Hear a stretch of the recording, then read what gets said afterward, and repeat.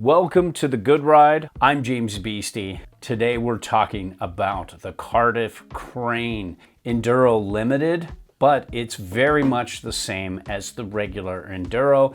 The only difference is a slightly different top sheet. And to give you a short summary, because of all these tariffs, Cardiff put into motion moving factories from GP87 in China to a small factory in Canada. There's no more room in that factory and they were lucky to find that space. So when they moved, they gave their whole line an overhaul. And while this still has that tapered directional twin feel, it's got more pop, more drive out of the turn, more grip, a faster, quicker turn. And other than its really bucky, bouncy nature in soft, uneven snow, everything else about this board is really good. So I rode this with my Nitro Team BOA boots and my Union Forces. I got this in a decent amount of conditions. We had a horrible season at Bachelor this year, so it took me a long time to get the right amount of conditions to put out a review I feel comfortable with. And I compared it against a wide variety of boards, including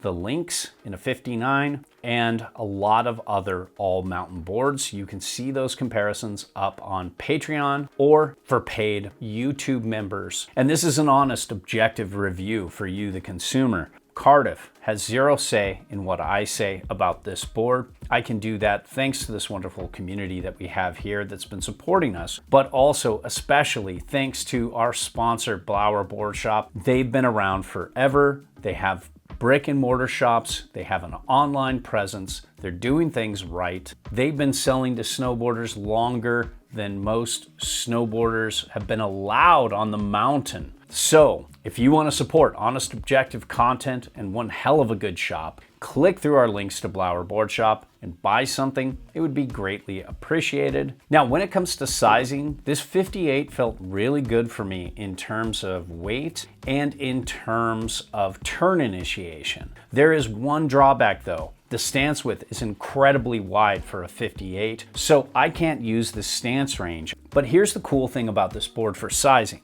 Because there are 2mm bumps on each side of the insert pack, you're actually getting 4 more millimeters over the inserts, which is a lot to reduce booting out if you have bigger boots. So while this turned great for me at a size 9, if you were a 10, I don't think you're gonna boot out that easy because of these extensions over the inserts. Now, when it comes to construction, this top sheet is pretty durable. You don't really see those binding marks. It held up pretty well, but there are little things you can see, like where the top sheet ends and the sidewall begins. There's little weird, slight construction flaws that aren't aesthetically perfect. I think they're fine-tuning that right now with the new factory. But there are some upgrades in durability, like you have with the urethane tail pad, that I thought might slow up the board because it doesn't glide like a normal base, but it didn't. I never once felt it, and it gives you a little more durability back there instead of a steel edge which can bend and break. Now, when it comes to shape, this is tapered and directional. The nose is longer, the tail is shorter and has a little indentation here to create less surface area, and a tapered-like feel in powder, but a twin-like feel on groomers. And what's good about this is you can set this back and get more directional float in powder or ride it centered. That's what makes this a very good, very versatile all mountain board. Now, when it comes to camber, this has a decent amount of camber, but there still is a good bit of early rise before the nose, and then it flattens out in the middle. So the camber points are primarily over the inserts, and the board I got did not have the camber that they advertise, and I think sometimes camber just bends differently. But here's the weird thing. It feels like there's a lot of camber here, even though there isn't. This feels super stable, super camber dominant. It one foots, it flat bases incredibly well, yet it feels pretty forgiving, very easy to skid a turn. And while this has a longer camber profile than a lot of boards in Cardiff's line, it still has a good bit of early rise, and a committed intermediate could easily get on this and have a great time without getting too many lumps and catching an edge too much. So overall, I think it'll work for a wide variety of riders, and it has a very stable feeling underfoot in all conditions. When it comes to edge hold, there is a very visible bump over each insert, and the edge hold stepped it up a good bit from the old Cardiff crane. I think it's the grippiest board in their line now. It's almost up there with full-on magnet traction from Mervin. This is going to grip incredibly well and feel incredibly stable underfoot. So this is a great hard snow choice. Let's talk crane flex here. You can see there is a pretty medium flex, and it seems to be more throughout the board. And the tail's pretty stiff, but it's still easy to butter because of that early rise. The nose is a little longer and a little bit softer, but not too much.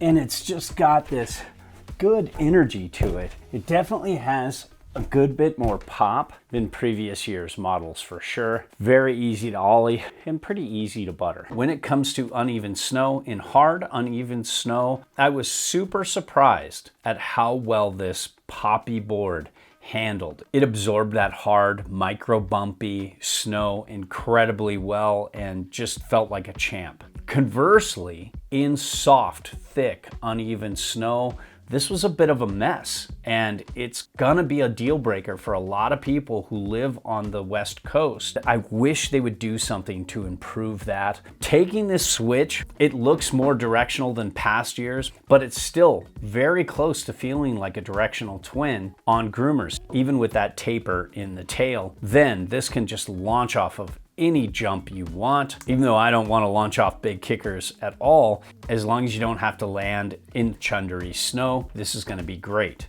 When it comes to pipe, this is my kind of pipe board. If I had a 56 and the pipe was open this year, this would be one of my first choices there because this grips so well, and the side cut would allow me to turn up the wall so well. And while this isn't the best jib board, I think it could work if you're into it. Not that I'm really riding jibs these days or care about them, and most of you don't either, but just in case. There you go. And when it comes to turning, this initiated a turn much faster in a 58 than the old 56 did in the previous design. I really think they've figured out how to make this board turn much faster while still being pretty wide over the inserts. I never had problems turning in tight spots with this in a 58. And when I got this on edge, it had really good spring out of the turn. This has more pop than the old Cardiff crane. It's a fun board to carve with. I could front foot, center foot, and back foot weight my turns really well. And the turning radius is so fun. It just feels much more turny than the previous model crane, and I love seeing that in their line. It really had a nice across the groomer to circle carve for what this directional twin is, and I could even make medium radius to down the line radius turns that are narrower and start emerging into a straight line.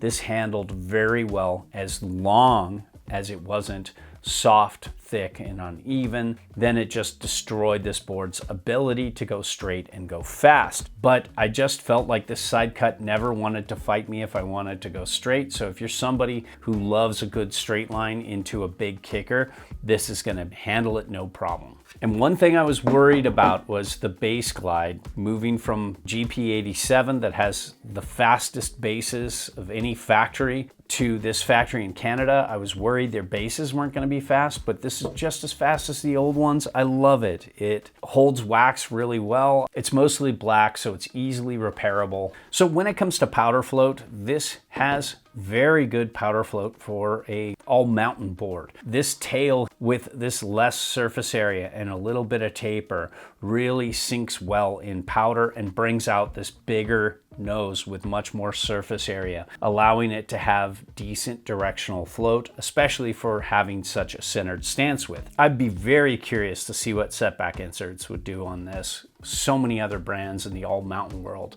have Setback inserts, and that might be really fun, or even just an extra set of mini Setbacks. But as it stands now, it's pretty good.